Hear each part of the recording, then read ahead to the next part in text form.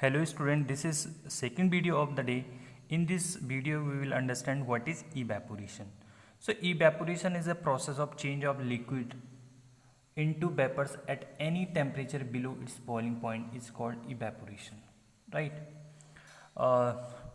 Evaporation और boiling में क्या difference है you will understand through the activity. So now we move on to the activity.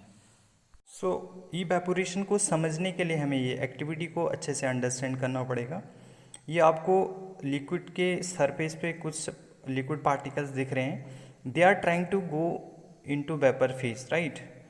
So evaporation जो process है that is a process in which liquid particles convert into vapours from their surface, okay.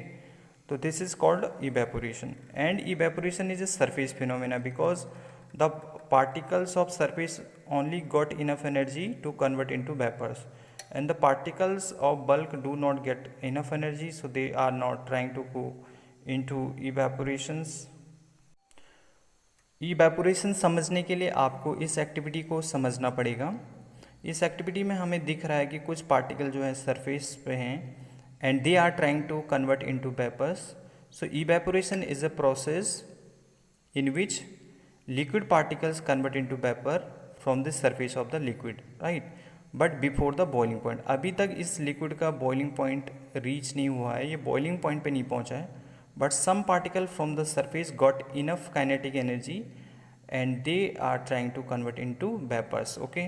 So before the boiling point the particles convert into vapor, then this is called evaporation. But after reaching on the boiling point, the particle which will convert into vapors will called boiling point, right?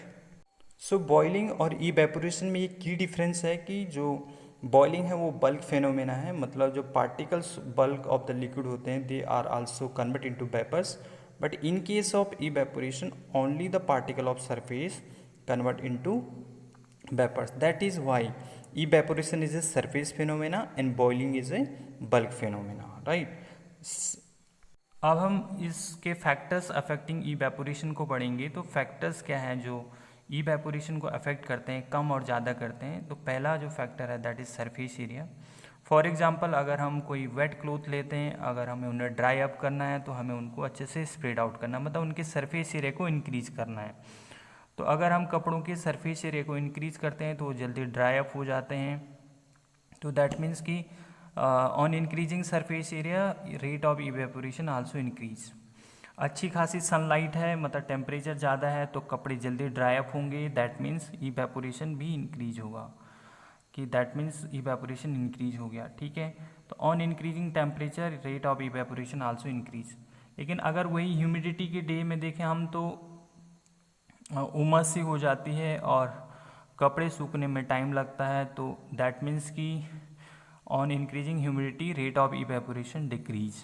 अगर wind speed का देखें तो wind speed increase होने पर rate of evaporation increase होता है। अच्छी खासी विंड स्पीड है तो कपड़ों को सूखने में कम टाइम लगता है, that means rate of evaporation increase on increasing wind speed. तो ये इसके फैक्टर्स थे। You will have to learn all these factor, on the basis of these you will have to apply the questions and their practice. अब हम कुछ NCERT में कुछ questions को देखेंगे, उन क्वेश्चनों को आपने खुद करना है। यहाँ पे कुछ क्वेश्चंस आपको दिख रहे हैं। वाई डज और doesn't cooler cool better on hot dry day.